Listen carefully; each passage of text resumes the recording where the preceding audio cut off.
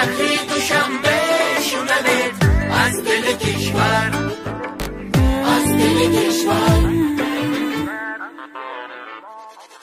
سرچشمه همه پیشرفت و رشد آزادی و استقلالیت است. به شرافت این نعمت بی‌بها یعنی استقلال و آزادی پایتخت وطن ما شهر دوشنبه به طور بی سابقه سرسبز و آباد گردیده است. محترم رستم امامعلی شهردار جوان با راه‌اندازی سیاست خاصه آبادکاری و سازندگی و بنیادکاری های بی‌مثل و ناتکرار در مسیر شهرسازی و شهرداری گردش و تحولات کلی در چند سال آخر به عمل آورده دوشنبه را به شهر آرزوها تبدیل دادند و امروز برای جوانان سعادتمند کشورمان در این شهر جوان تمام امکانات و شرایط مهیا گردیده است.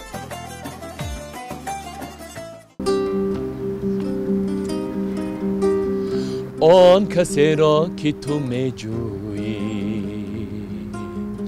کی خیالی تو بسر دارد، بس کنی ناله و زاری رو، بس کن که یاری دیگر دارد، بس کنی ناله و زاری رو، بس کن که یاری دیگر دارد. تو دیگر اشکت مریزان، تو دیگر خود را مسوزان، زندگی از تو امید است، عاشقی رنگی دیگر دارد. رازی دل بر تو بگفتم ولی تو لب نکشادی، سال بر جای رسیده من انتظار جوابم، شب بر روز یادش نمودی،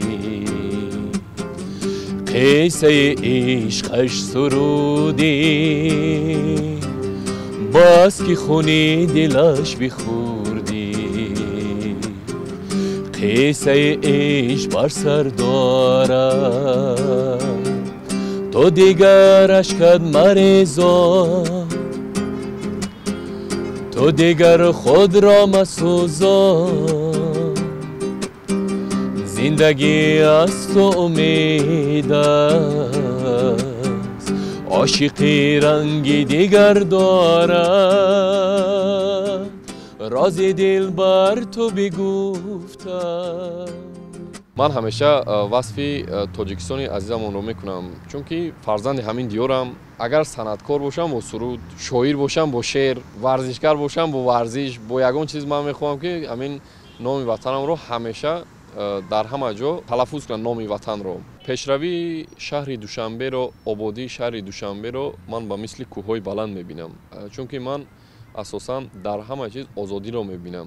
مثلا حاضر ما در اینجا نشستیم، صحبت داریم، در ساعت 10 شب است، 11 شب است، 1 نصف روزی، کدام ساعتی باشد ما آزاد در وطن عزیزمون در شهر دوشنبه سیر و گشت میکنیم، یعنی که کسی به ما کار ندارد. برای همین قدر دوشنبه عزیزمون به نهایت زیبا شده است و این هم با دستگیری‌های محترم پرزیدنت جمهوری تاجیکستان امامعلی رحمان و شهردار شهر دوشنبه محترم رستم امامعلی می باشد. ای جناب عالی، شمس بی زوالی، مرد بی نظیری، شاه بی مثالی. ای جناب عالی، شمس بی زوالی، مرد بی نظیری، شاه بی مثالی. ای جناب عالی، یاری تو خدای یک و یگانه باد، مهری تو فروغ راه هر زمان باد، مهری تو فروغ راه هر زمان باد. دولتی یگانه تو جاویدان باد، مرز و بام کشور تو بیکران باد. دولتی یگانه تو جاویدان باد، مرز و بام کشور تو بیکران باد. ای جناب عالی شمس بی زوالی مرد بی نظیری شاه بی مثالی ای جناب عالی شمس بی زوالی مرد بی نظیری شاه بی مثالی ای جناب عالی.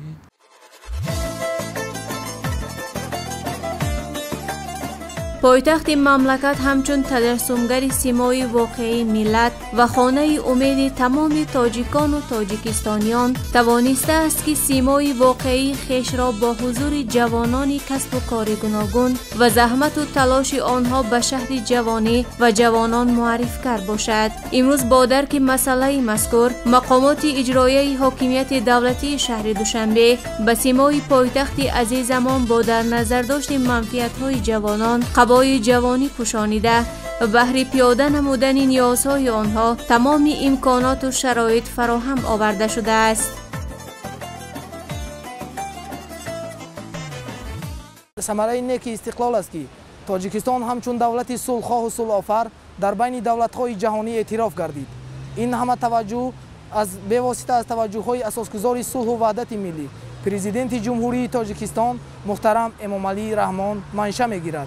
ما جوانان نسل نوین از همه این غمخوری‌ها استفاده نموده و به آینده درخشان این مملکت کوشش خواهیم کرد و برای این دستاوردها و برای این ملت کهن‌بنیاد خود خدمت‌های شایسته خود را دریغ نمی‌داریم. ما جوانان شکرانه از آن نماییم که چنین پیشوای خردمند و دوراندیش داریم. امروزه تاجیکستان ما به یکی از دولت‌های تبدیل گشته است که در عرصه جهانی یکی از مقام‌های بالا را دارد و پایتخت آن شهر دوشنبه به یکی از شهرهای زیباترین دنیا مبدل گشته است. زیباگی های هر گوشه دیار بخصوص پایتخت عزیزمان شهر دوشنبه است که تاجیکستان زیباترین کشور آسیا اعتراف گشته سزاوار جایزه با نفوذ تاپ آسیان کارپوریشن بال 2024 گشته است. مؤسس این جایزه قید نموده است که قرار محض به تاجیکستان سپردن جایزه زیباترین کشور آسیا در اساس تحقیقات های مخصوص نظر کارشناسان ساحه سیاحی همچنین خاطره های نیکی سیاحان از این کشور قبول کرده شده است. این جایزه از افزودن توجه به تاجیکستان همچون کشوری سیاحی درک می دهد که نه تنها منظره های زیبایی طبیعی بلکه عنعنه های نیک و فرهنگ و تمدنی بای دارد. تاجیکستان میکنم شکری کم و بسیاری تو، میکنم شکرانه از آزرم و از آزاری تو. شکرانه از آن میکنیم که در چنین فضای صلح و ثبات کشورمان اون به سر میبریم و پیش از همه مینتداری خود را به پیشوای معظم ملت میرسانیم که چنین شرایط خوب را به ما فراهم آوردند. واقعا هم دوشنبه شهر ما یکی از شهرهای زیباترین آسیای میانه به شمار می رود. چنانه که شاعر گفته است عجب شهر دلارای دوشنبه، خیالم زیبی دنیای دوشنبه. وقتی که ما در باغ‌های فراغتی دوشنبه شهر عزیزمون سیر و گشت میکنیم واقعا هم این یکی از لحظه های خوش و از آب و هوای کشورمون لذت میبریم. ما در اینجا کار و فعالیت میکنیم و زندگی خوش به سر میبریم. من به نهایت خرسندم که در چنین شهر آباد، در چنین شهری که در آن صلح و آرامی زندگی میکنم. من از آن افتخار میکنم که در چنین شهر زیبا تولد شدم و عمر به سر میبرم. شهر دوشنبه که به نهایت باغ‌های زیبا و گلگشت‌های زیبا دارد. من از پیشوای ملت میnnadar هستم که به ما جوانان چنین امکانیت‌ها، چنین شرایط‌ها فراهم می‌آورند که در چنین شهر زیبا تحصیل کنیم. سیمای ظاهری دوشنبه معاصر واقعا در پی تشبث و اقدامات نجیب پیشوای ملت محترم امامعلی رحمان و راهبریت مقامات اجرایی حاکمیت دولتی شهر دوشنبه کاملا تغییر یافته است و همه مهمانان و سیاحان داخلی و خارجی با تماشای شاهکاری های پایتخت تاجیکستان به خود تأثیرات نیک می‌بردارند. همین است که امروزها شهر دوشنبه به یکی از شهرهای امن‌ترین جهان میزبان چاره‌بینی‌های بزرگ منطقوی و جهانی انتخاب می شود و نمایندگان دیگر مملکت‌ها در برابر اشتراک در چاره‌بینی‌ها همزمان برای سیاحت و فراغت به پایتخت جمهوری تاجیکستان تشریف می آورند. تاجیک مو یک دل و جانیم، پرتوی یک صبح خندانیم، شعله یک ماه شام افروز، نور یک خورشید تابانیم. وحدت ما اقتدار ما، وحدت ما افتخار ما. هموطن هستیم و خرسندیم، تاجیک ما ریشه پیوندیم. با تمام مردم دنیا همدم و غمخوار و دلبندیم. وحدت ما اقتدار ما، وحدت ما افتخار ما. تاجیکستان خاک اجدادی، مرز بخت و کشور شادی. از پریشان حال امین باش در قبای سبز آزادی. وحدت ما اقتدار ما، وحدت ما افتخار ما. همچنین در سال 2024 تاجیکستان ضمن مشورت آموزش در شهر بانکوک تایلند بهترین مکان سیاحی از جهت قبول سیاحان خارجی اعلام گردید. همچنین در رده‌بندی دیگری سازمان جهانی سیاحی در سمت بازارهای بهترین سیاحی از روی خراجات سیاحی صادراتی، جمهوری تاجیکستان با افزایش یکباره سیاحی صادراتی در صدر جدول سازمان جهانی سیاحی قرار گرفت.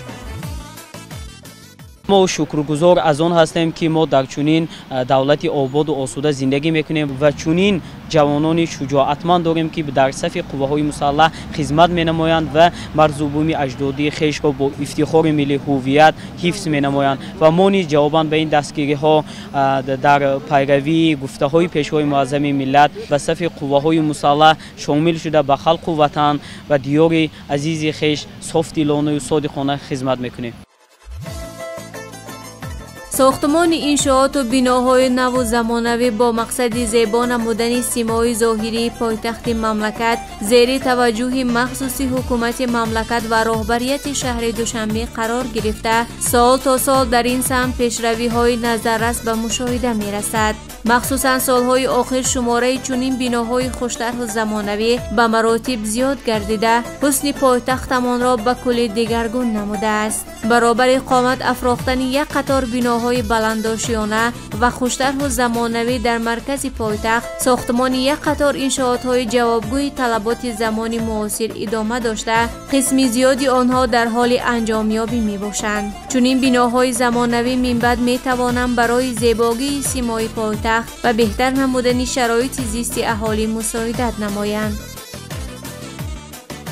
محض با کوشش و تلاش‌های اساسگذار صلح و وحدت ملی است که ما امروز در چنین دولتی آباد و آزاد و آسایشته عمر به سر میبریم و خود را همچون جوانان خوشبخت می حسابیم و این چنین اساسگذار صلح و وحدت ملی برای ما جوانان شرایط‌های زیاد مهیا نموده‌اند و این چنین برگزار گردیدن یک قطار آزمون‌ها از قبیل فروغ صبح دانایی کتاب است، تاجیکستان وطن عزیز من و دیگر آزمون‌های جمهوریوی که ما جوانان در این آزمون‌ها اشتراک نموده دانش و ملکه خود را سنجیم. جواباً به این همه غمخوری‌های اساسگذار صلح و وحدت ملی ما جوانان وظیفه‌دار هستیم که پیوسته به آموزش علم مشغول شویم و تاجیکستان را با علم و دانش خود در عرصه بین المللی معرفی نماییم. یک نفس امکان من به تاجیکستان نیست،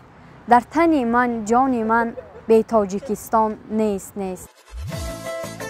این همه آبادکاری و سازندگی ها که از دوست داشتن وطن منشأ میگیرند، نتیجه زحمت و تلاش های پیوسته فرزندان فرزانه ملت محسوب می شوند و از آرامی و آسایشتگی، رشد و ترقیات، همزبان وحدت و همدلی مردم شریف تاجیکستان درک می‌دهند. باور است که منبع نیز دوشنبه با رشد بی‌سابقه‌اش مورد توجه عالمیان قرار می‌گیرد و همچون شهر امن و پیشرفته مرکز سیر و سیاحت مهمانان داخلی و خارجی باقی می‌ماند.